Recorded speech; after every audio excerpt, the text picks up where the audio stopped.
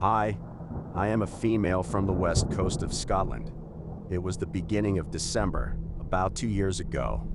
It was raining as always, and fairly cold. Me and my fiancé had taken a drive that day to visit his dad on one of his days off. It's about just shy of 50 miles from where we live. At that time it was roughly 7 p.m., and we thought, why not, if the roads are quiet, we would be home quicker anyway. No rush. We take our time, finish up dinner and help clean up.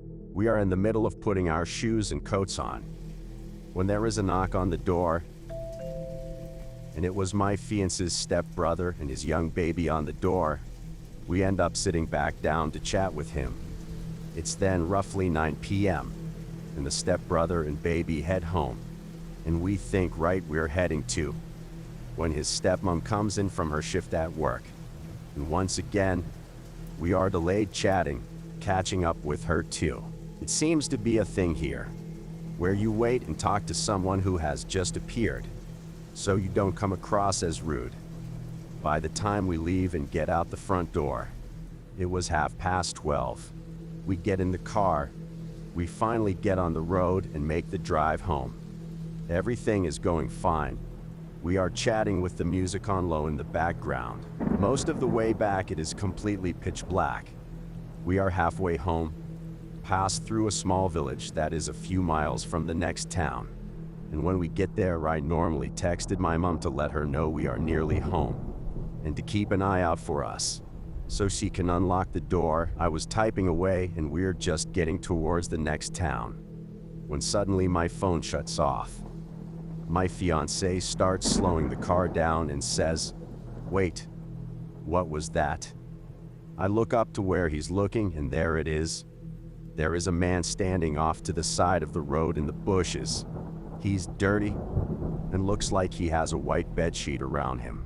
It is all ripped into pieces and covered in brown muddy patches and what looks like dried blood. Holy shit, is he hurt? What do we do?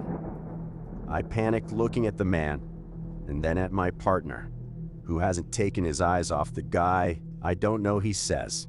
Suddenly the man turns his head towards us, and his eyes looked black, completely soulless.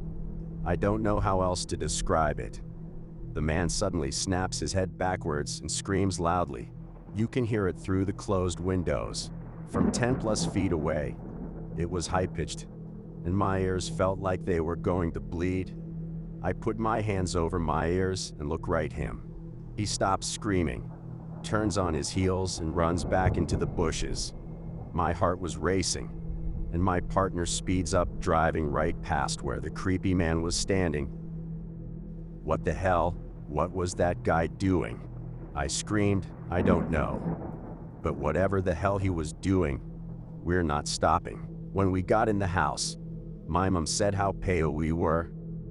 "You look like you've seen a ghost or something." I blinked a couple of times and took my phone out my pocket. It was back on with a message from my mom. There was a man on the side of the road.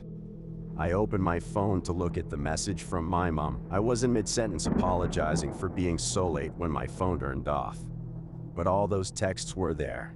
It sounded like me, but I swear I never wrote them. "A man. Like deed?" she asked. "What? Do you think we'd be here now if we found a dead body?" It was a guy. He was screaming and wearing a bedsheet looking thing. He looked a mess, like he was covered in blood and mud and shit. My partner looked at me and then my mom. His eyes, man, they were scary. Probably a junkie. She said, "You know, it's Saturday night. Folk have just been paid, and you know tonight most of the dealers pick up most of that crap to sell." The past few months here, a load of younger teenage boys had been disappearing in the bigger towns. Some reappeared completely fine and alive, while some tragically didn't. I've asked others what they think.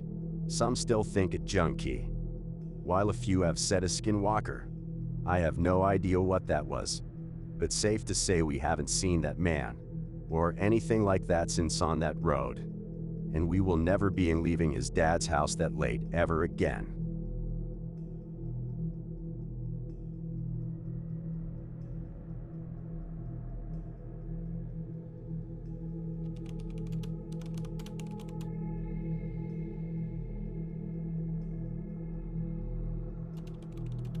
This took place back around the fall of 2020, around late October. One night, three of my friends, Nate, Charles, Jordan, and I decided to meet up at a local park around midnight, just located within my friend Jordan's neighborhood, to have one of our relentless hotboxing smoke sessions. Since this was our senior year of high school, and with the pandemic and political animosity going on at the time, like many other kids, we were basically stuck at home for the most part, attending online classes and barely getting out of our houses since most public places were closed. Because of this, we all ended up smoking weed to kill time and basically have a little bit of fun. So having these hotbox sessions wasn't anything new to us, since we've been smoking since August of that same year. I recently stopped smoking altogether due to unrelated issues, but I digress. Back to the story. About an hour after our smoke session, the four of us reluctantly agreed to start driving out of the park and around town for a while, with my friend Jordan being the driver, Nate in the front passenger seat with Charles and I in the back. Stupid? I know. 20 minutes into our drive, being the intoxicated idiots that we were, having the windows cracked, we decided to put on Dead Space ambience music just for shits and giggles as we were making our way out of a residential area and onto a two-way main road that led out into the rural part of town. To give you an idea of the scenery, we were driving through one of those semi-rural suburban neighborhoods you'd find out in the middle of nowhere. For those of you who live in the rural South or the Midwest, you'll know what I'm talking about, since it was completely pitch black and we were practically in the middle of nowhere, bumping creepy ambient music while approaching a dimly lit intersection. It began to give off an eerie liminal vibe that was kind of fitting for the season. As we approached the intersection, my mind began to green out and race about the unknown beyond the darkness that enshrined our surroundings. Hey, it'd be really terrifying if we came across a humanoid like the Wendigo or something, I said to myself. At that point, we had reached the intersection, and since I was looking to my left, I immediately noticed a figure emerging out of the pitch black. As the figure got under the street light, I realized that what I was looking at was a woman in pigtails, dressed in a really classy, clean outfit with a tan blouse and high heels. I instinctively sobered up and took this as a bad sign from all the stories I've heard, and just knew something was wrong, because who the hell would be out at 1 a.m. in a classy outfit out in the middle of nowhere? In a matter of seconds, my worst fear came to life as this woman began to approach the car, and I really didn't want any of us taking any chances with this woman. I started to freak out and told my buddy Jordan, "There's a woman coming at us. Turn the car now." Our friend Nate noticed a second figure dressed in all black slowly emerge from the rear end of the car just about 15 feet away by our right side, slowly approaching. This only instilled more fear in all of us about the situation that was happening before us. Charles instantly caught on and saw what we were seeing as this woman practically began running at us, screaming, "Hey, help me. Please stop." Charles then began aggressively slapping Jordan's shoulder in a panic, shouting at my friend. Jordan was confused before he saw that this woman and the man in black were mere feet from the car. As he peeled the car to the right and in the opposite direction from where this woman and man came running from, we all sobered up a bit, being creeped out and confused as to what just happened, but laughed it off because of how intoxicated we all still were. Needless to say, we still question why the woman was running at us screaming, and what the intentions were from the man dressed in all black behind the car. My morbid curiosity gets the better of me sometimes, and I'd like some theories as to what could have happened to all four of us during that night.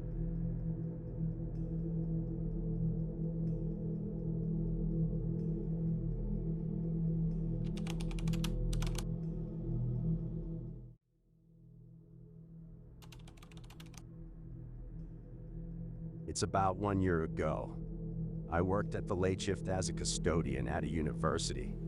I decided to leave work early at 12 instead of 12:30, taking advantage of the manager's absence. This meant I had to walk home alone, but I preferred not to bother anyone for a ride, though my feet hurt after work. But still, I was determined to make the journey. Walking through town at night was sketchy, even during the day, but surprisingly quiet that night. Due to the cold weather, many houses had been burnt down, a sad consequence of people seeking warmth by breaking in. I chose to take the streets with the nice houses, hoping it would be safer. However, it was still dark, and I had to be vigilant of the shadows. I kept imagining figures in the distance, which made the walk seem longer and more nerve-wracking. Thankfully, most people I encountered wanted to be left alone. As I continued my journey, a dark truck with covered bed-lights approached several times, making me uneasy. I hoped it was just someone passing by, but my anxiety escalated when the car stopped at a house and backed away. I quickly moved to the side of the road, walking away from the truck. Eventually, I reached a road with construction lights and headed there, hoping to find some people.